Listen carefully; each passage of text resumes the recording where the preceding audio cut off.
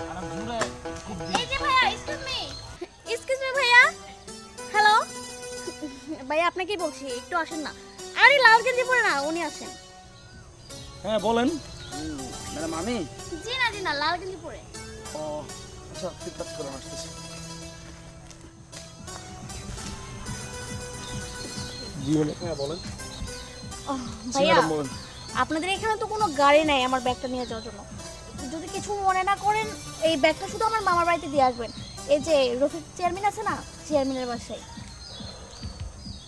আচ্ছা, আমি তো অনেক বিজি আছি, কাজ করতেছি, তো তো আমি ওর একটু পাঠাই দিই। হেই কামলার বাচ্চা, কাজ করতেছিস মানে? তুই ব্যাগ সারাদিন কাজ করে পাবে 300 টাকা, আর আমার ব্যাগটা ওবাই তোর আমি 500 টাকা দিব। প্রয়োজনে তোর আমি 100 টাকা বাড়াই দিব। নে নে, ব্যাগটা নে, নিয়ে চল।